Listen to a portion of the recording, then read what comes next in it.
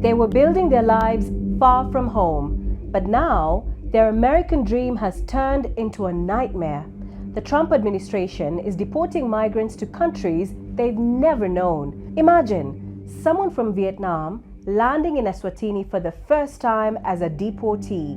The Kingdom of Eswatini, South Sudan, Uganda, and Rwanda have signed controversial agreements with the US to accept some of the deportees.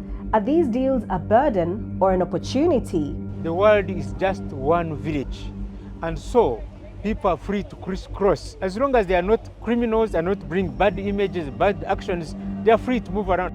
Welcome to the flip side.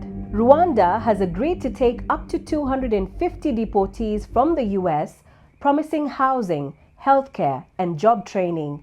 Neighboring Uganda says it will accept selected migrants, no minors, no criminal records, and mostly African nationals. In July, South Sudan welcomed 8 migrants from countries including Cuba, Laos, Mexico, Myanmar, and Vietnam.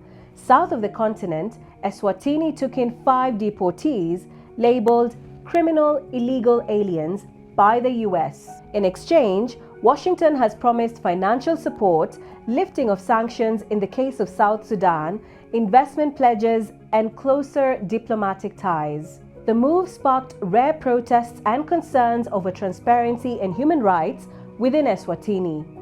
On the ground, communities from these 4 African nations are already struggling with limited jobs, housing, and social services. Despite Africa's long history of opening doors to those in need, many are questioning whether they can afford to host more newcomers. I don't know which opportunities these people are coming with, and I don't know why they choose Uganda, because Ugandans already are competing for the available resources, which are not enough. We have many slums coming up. There is a lot of scarcity when it comes to the opportunities and the resources as a country. Mind you, Uganda currently hosts nearly 2 million refugees amid UN funding cuts. So are these countries deciding for themselves, or are they buckling under Trump's assertive foreign policy agenda? No, they are trying to please the United States. Their concerns are tariffs.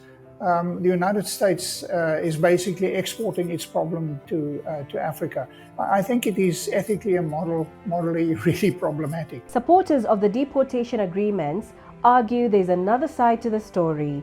Deportees arrive with language skills, overseas experience, or global connections.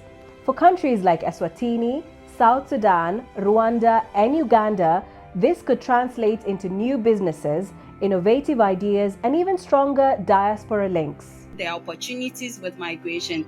There are also challenges, but our aim is to manage the challenges so that we get the best out of it. And so now I don't know if it is even time for us to talk about opportunities where they are going to, because that's already a step that we need to manage it well. But the policy remains tricky. Critics say these bilateral deals risk portraying Africa as a dumping ground for unwanted migrants, even though historically, African communities have absorbed millions of refugees from neighboring conflicts, often transforming crises into opportunities for growth and resilience.